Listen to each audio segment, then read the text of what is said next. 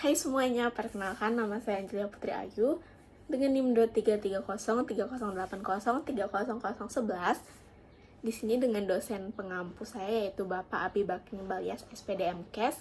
Di sini saya akan memberikan penjelasan singkat mengenai fungsi dari pemeriksaan agregasi trombosit, yaitu untuk mendeteksi gangguan fungsi trombosit seperti kelainan pada pembekuan darah. Pemeriksaan ini juga dapat membantu untuk mendiagnosis penyakit yang berkaitan dengan trombosit, yaitu seperti penyakit von Willebrand, lalu trombobasthenia Glanzmann, lalu dan sindrom Bernard-Schauler.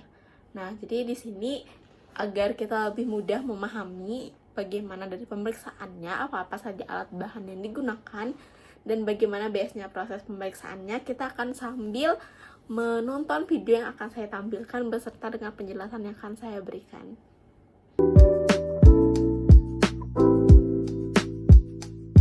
Baik, di sini kita akan menyaksikan dan mengetahui prinsip dari pemeriksaan TAT, yaitu trombosit merupakan salah satu unsur utama dalam proses hemostasis sebagai awal penempelan dan kemudian berdegradasi pada tempat yang rusak atau pembuluh darah.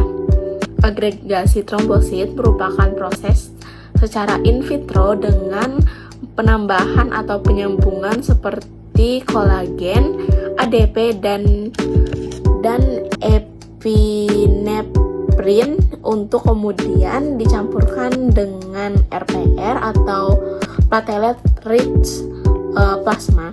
Kemudian dengan adanya sinar dari transmisi dicatat sebagai sampai terbentuknya agregasi trombosit, dan absorban yang terbentuk diubah dan dicatat menjadi nilai agregasi trombosit.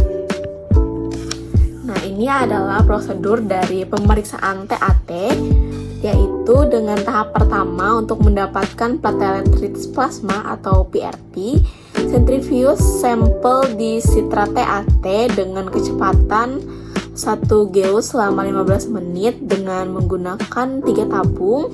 Lalu tahap kedua untuk mendapatkan platelet plasma atau PRP, sentrifuge dapat digunakan dengan kecepatan 16 geus selama 15 menit pada 1 tabung.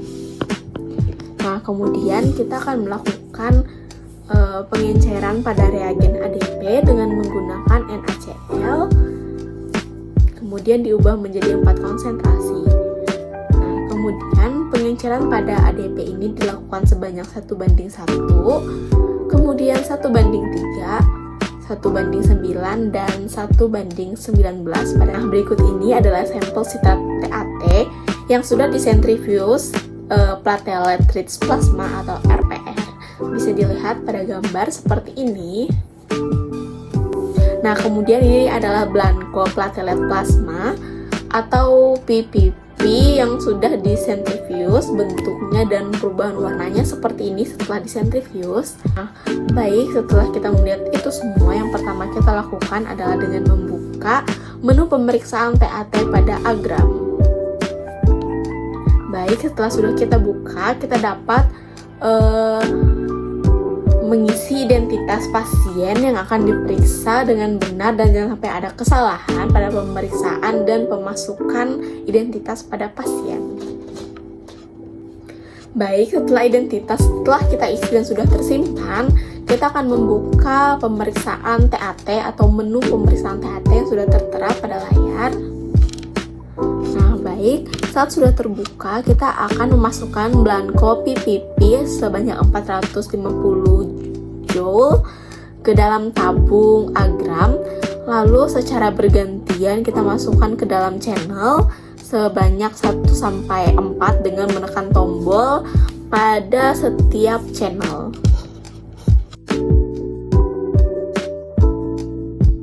Nah, setelah itu sampel sitrat atau PRP sebanyak 450 joule yang sudah ditambahkan magnet sitrat lalu dipindahkan ke dalam masing-masing channel. Nah, baik, selanjutnya pada saat running sampel channel 1:4 atau 450 sitrat PRP yang sudah diberikan magnet sitrat ditambah sebanyak 50 joule ADP. Nah, untuk penambahan sitrat, lalu penambahan pada channel 341234 dapat kita lihat pada tulisan yang telah ditampilkan di layar. Baik, kita akan menunggu sampai diagramnya muncul. Nah, setelah diagramnya muncul, kita langsung lihat dan amati hasil yang telah mereka keluarkan. Kemudian kita dapat menyimpulkan hasil berdasarkan nilai normal yang tertera di komputer ataupun alat. Kemudian lakukanlah penginputan hasil atau kesimpulan dari pemeriksaan yang telah kita lakukan. Ini adalah contoh hasil dari pemeriksaan TAT.